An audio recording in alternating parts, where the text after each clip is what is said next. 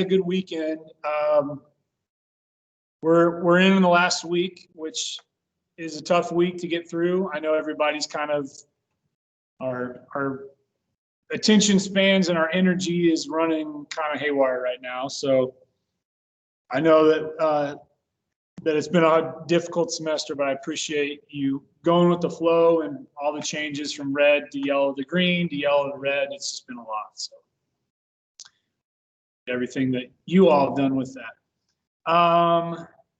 Let me take attendance here, and then I'm going to talk a little bit about the speech, where we stand on that, and what's the next step. So Josie. Here. Elliot.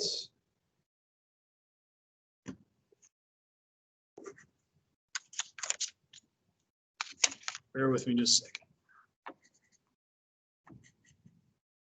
All right. Josh. Here. Jane. Here. Fatumata. Here. Mari. Here. Jillian. Here. Chloe. Lila. Here. Allison. Pilrose. Daisy. Here. Will. Here. Kate.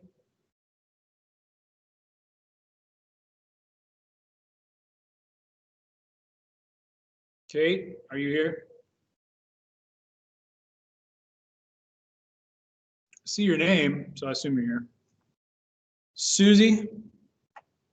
Here. Hallie. Present. Eden is here, obviously.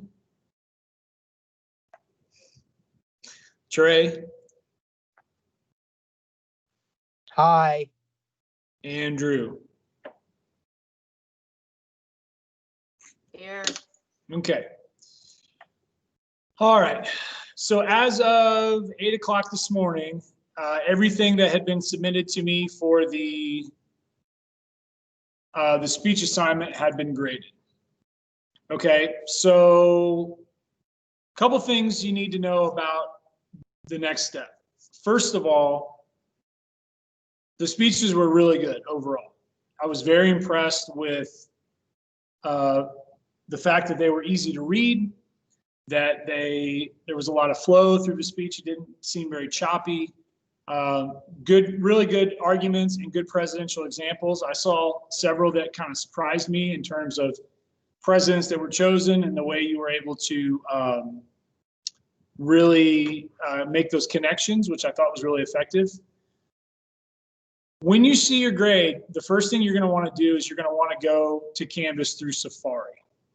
Because in order to see your rubric and to see your document that you submitted that has my highlighted suggestions, you're going to have to go through Safari. It doesn't seem to be working, or it doesn't seem to work at all in the app, or it seems like there's several extra steps. If you know how to do it through the app, that's fine, but it seems to be much easier through Safari, because if you submitted a Google Doc, some people have been confused by this, you can't go back to the original Google Doc to look for the comments. I don't have access to the document in your Google Drive. I have access to the document that you submitted through the Turnitin.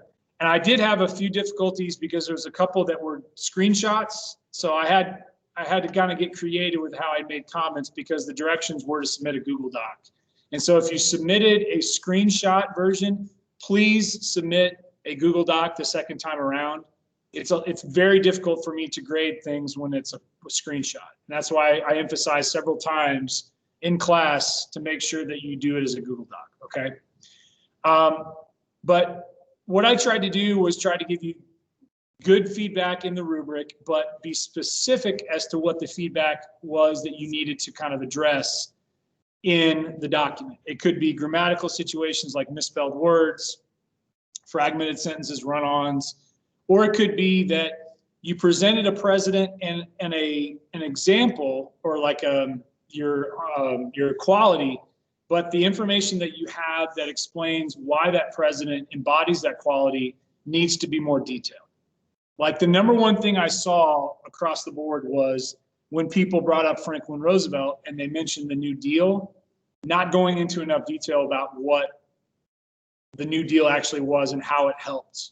Like if it was, leadership or, whatever the quality was. I saw a lot with FDR, a lot of people missing that connection with, okay, is every reader that looks at your speech going to know what the New Deal is? Obviously I do, but you have to make the assumption that they're not in tune with historical topics, and they have to be convinced why FDR was effective during the New Deal, or showed great leadership by doing what. That's a key thing that I addressed. And it really didn't matter what president or what quality was.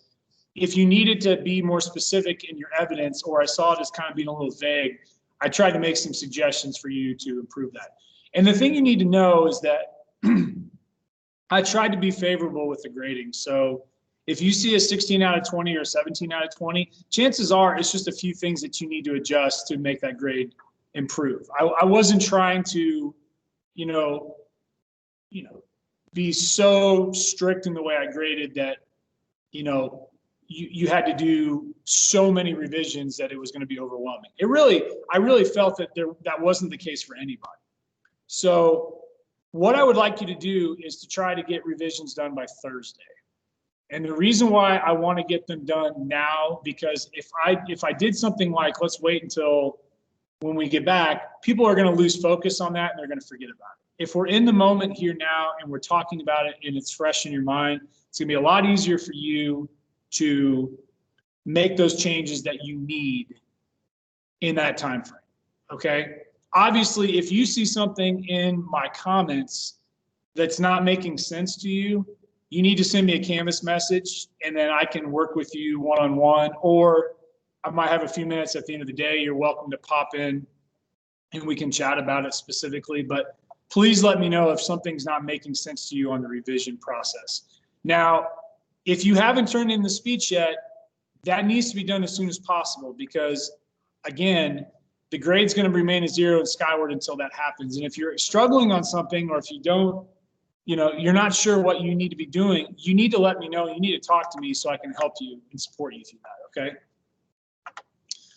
All right, is there any questions involving the speech stuff? Otherwise, we can transition to our next point. Oh, so we're not going to do a riddle today. We're going to do a presidential trivia question. And I was inspired by this because I thought back to when Susie was bringing up our presidential trivia. So here's the trivia question for today. The first phone in the White House was installed during which presidency? Please raise your hand if you think you know the answer.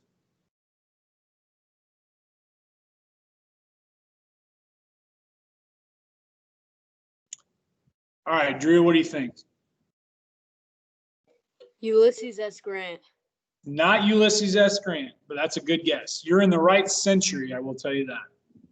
Any other guesses? Josh? This is Abraham Lincoln.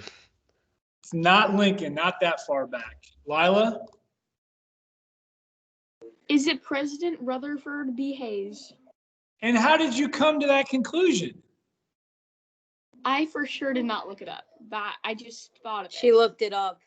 Hey, no comments from the audience here. You are correct, Lila. It was Rutherford B. Hayes in 1877. He had the first White House phone was installed. The phone number was 1. And obviously it was the first, if to my knowledge, it was the first phone installed in Washington, D.C. And because of that, it wasn't something that Hayes utilized because it was a relatively new technology. And so it was not going to be effective because if no one really had a phone, there was no reason to use it. So it wasn't really widely used until we get to the presidency of Benjamin Harrison and then Grover Cleveland, when it becomes more more frequently used because the technology became more widely available. So, very good. All right, let's talk about the. I want to go over talk about the reading from Friday. So on Friday, you all had a short reading that I wanted you to work on with the Alien and Sedition Acts. And this, I really spent a lot of time on this law, or these laws, because they're extremely controversial in American history. Okay, and because it's the first major attempt that we see. That's not what I want. Hang on a minute. It's the first major attempt that we see of a president, or a party rather, trying to utilize their position to take advantage and create laws that could be considered very damaging. Okay, and as the reading kind of does talk about, there were external threats going on that did push the Federalists to create these laws. But if you look at it from the perspective of a Republican like Thomas Jefferson, they see it as nothing but an attempt by the federal government to create more authority and more power over the people and separate that gap between state power and federal power, okay? So what I want to do with the reading is I want to go through and discuss each of them and kind of go over them together and make sure that we're on the same page here. So again, this was what your instructions were for Friday, since we did not have a live session. So this should have already been completed for today. So let's look at question number 1. Which 2 of the following sentences from the article include central ideas? So if you think you have a good idea of what that would be, please raise your hand. What are we thinking for number 1? Fatumata, what do you think?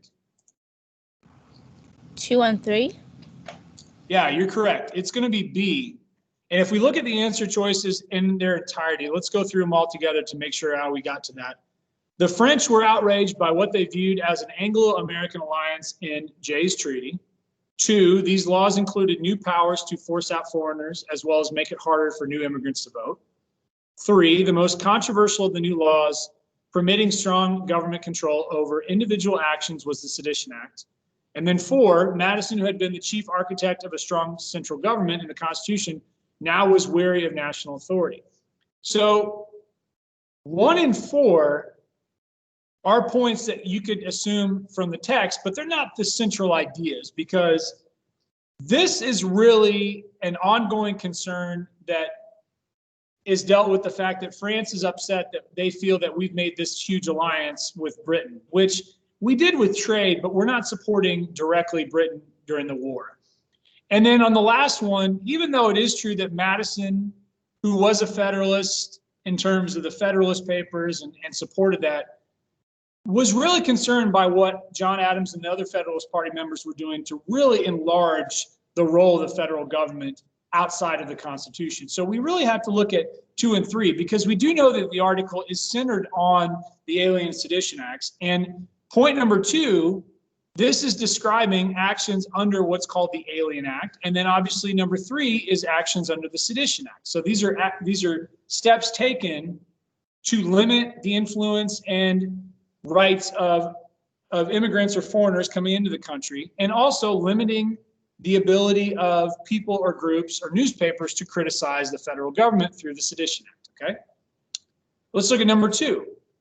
Which sentence would be most appropriate to include in an accurate and objective summary of the Alien Sedition Act? So let's go through these. We have A, the Alien Sedition Acts were obviously intended to suppress voters who supported Democratic Republicans. B, the Alien Sedition Acts were the direct cause of events that ultimately led to the Civil War between the North and the South. C, the Alien and Sedition Acts were created to strengthen the federal government by limiting free speech and immigrants' rights. Or D, the Alien Sedition Acts were an overreaction on the part of the federal government to France suspending diplomacy. Okay, so what are we thinking about for number 2? What do we think is the best answer choice to be objective here? Kate?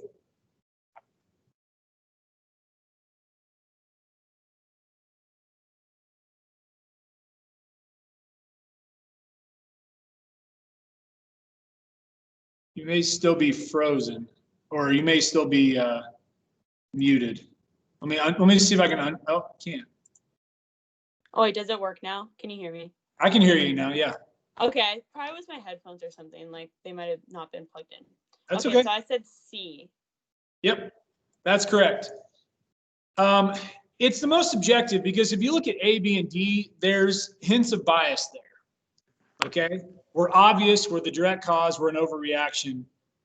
There's some bias in there, and they're being more specific. I mean, this is a stretch because you could argue that nullification is something that we're going to see later, and the concerns over states' rights becomes a much bigger issue in about 40 years from this point, but we're not quite there yet. Obviously intended, that's a bias statement, and then an overreaction is a bias statement. This is clearly the biggest answer because we know the federal government's power is expanding by increasing the time that it takes to be a citizen, having the ability to, kick out of the country foreigners that are considered a threat, and limiting free speech through the Sedition Act of, the freedom of the press and freedom of speech, okay? Let's look at number 3. James Madison and Thomas Jefferson would most likely agree with which of the following statements? So we have A, it was important to find a legal way to avoid enforcement of the Alien and Sedition Acts. B, there are no circumstances under which states should obey the laws of the federal government. C, the Alien and Sedition Acts were created for a valid purpose, but they were ineffectively enforced. Or D, the authority of the Supreme Court is the only way to eliminate unfair laws like the Sedition Act. So which of those is the most likely statement that we're going to see from Jefferson and Madison?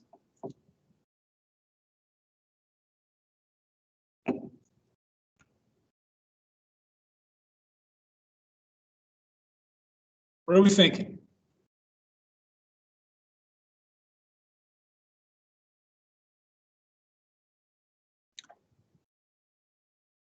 Well, I think we can agree that if we look at the document, look at the questions, we could probably argue that C is not going to be a correct answer if we want to do that, a process of elimination, because they're not going to argue that they were created for valid purpose in the first place. They would be opposed to that. So we can cancel C.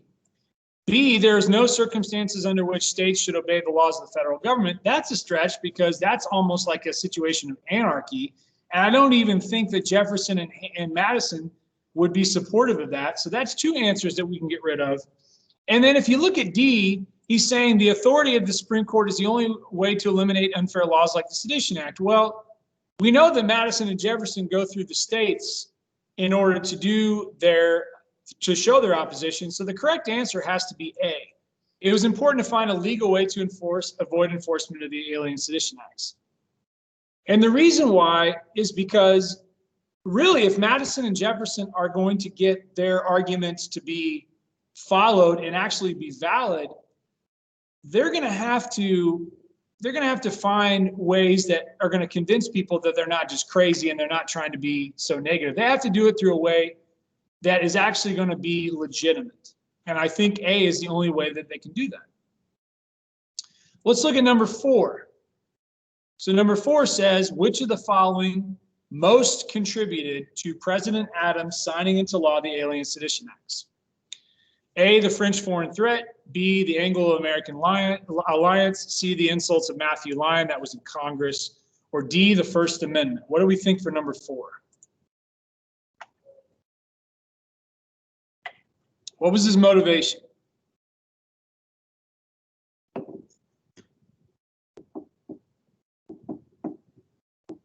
Okay, Fatimata, what do you think? Is it A? Yeah, I would agree that A is the best answer because these 3 are too specific. There's no evidence that the alliance with Britain would have been the cause, nor the specific individual circumstance or that unique situation that happened in Congress, which, by the way, is illustrated at the top here. with this political cartoon with Matthew Lyon and Roger Griswold. And then we have the First Amendment. I don't think that's his motivation. The motivation for Adams is there's this external threat going on with France, and we need to make sure that the federal government is protected in its ability to limit that through the channels of limiting immigration and voting rights and limiting criticism of the federal government. Even though clearly you could argue that, you know, the ways in which they went about it kind of, you know, may have been too far. At least that's what Jefferson's explaining. So, all right.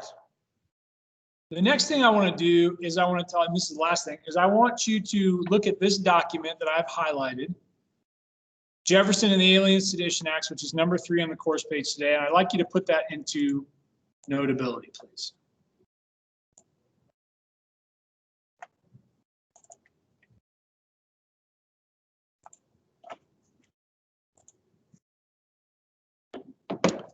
So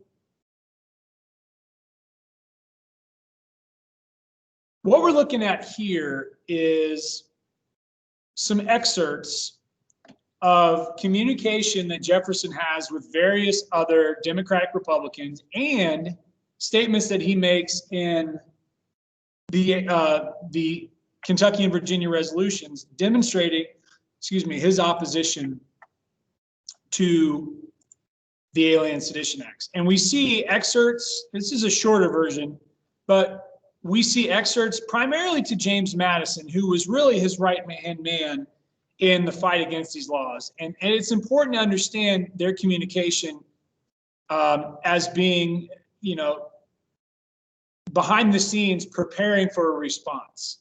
Because Jefferson, again, is in a very unique position because he is the secretary, or excuse me, he is the vice president.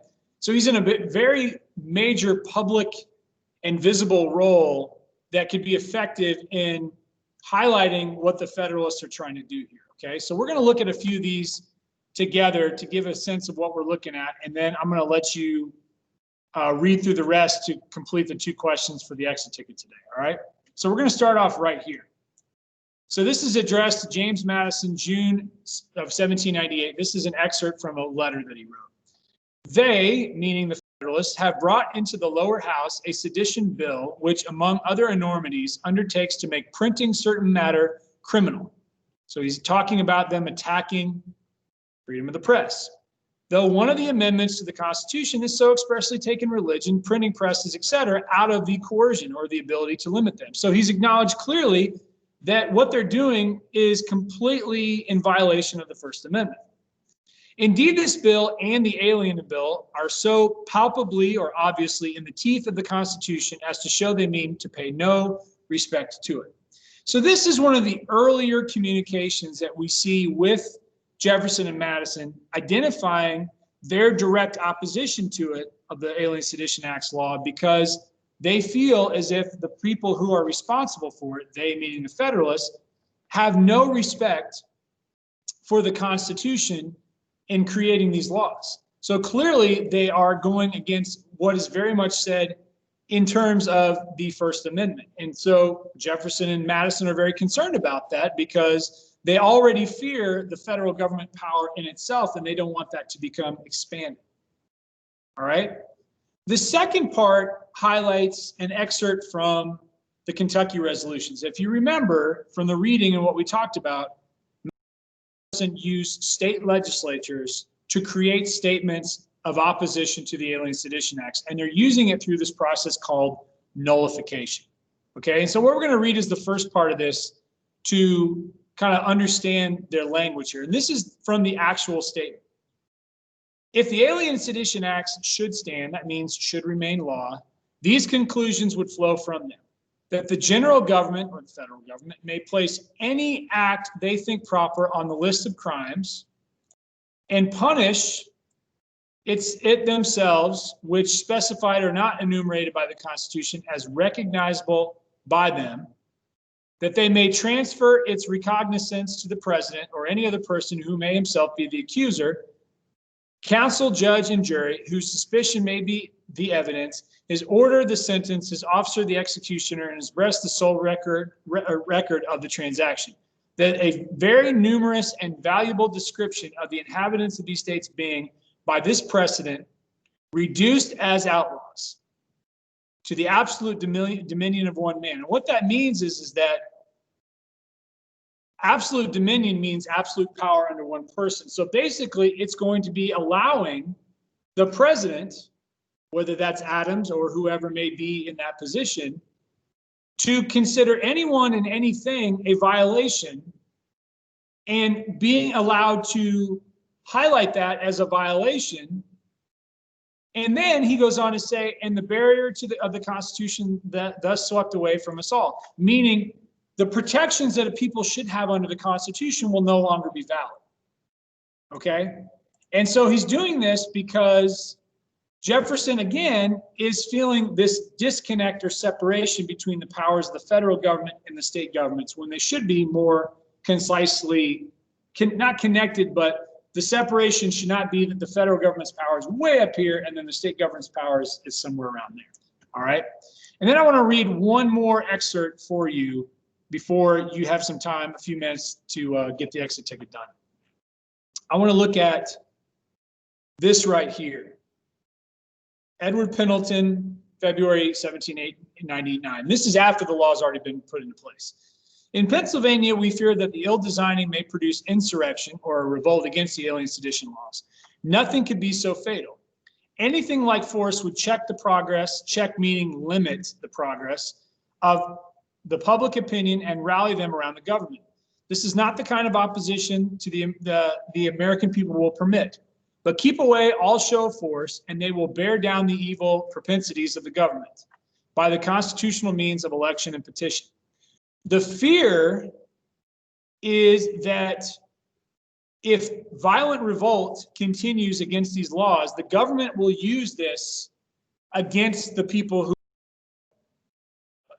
basically what it means is the federal government's going to say, this is a classic example of why the government needs to be able to have the ability to limit speech and press in a negative way towards the government to protect its citizenry. So Jefferson's concerned that the negativity will bring about a halt to all the progress that they're trying to make and bring about a circumstance that will basically limit the effectiveness that they're going to have in opposition to these laws.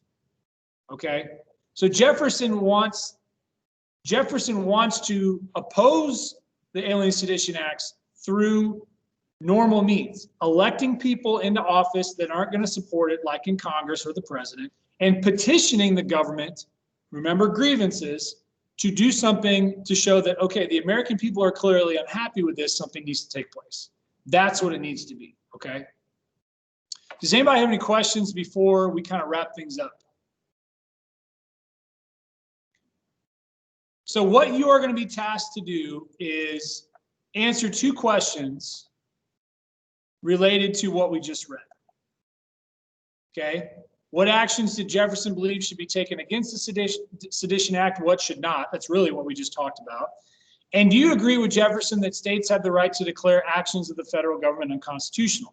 This is related to nullification. So in other words, should states be able to nullify federal laws or not? And then explain that. Okay, we're going to talk a little bit more about this document tomorrow, and then we're going to be kind of transitioning to the election of 1800, which is one of the most unique and pivotal elections in American history, and it's one of my favorites to talk about personally. So we'll talk about that tomorrow. If you have any questions about the speech assignment or anything you need help with that, please contact me directly, and I will see you tomorrow. Bye. Bye.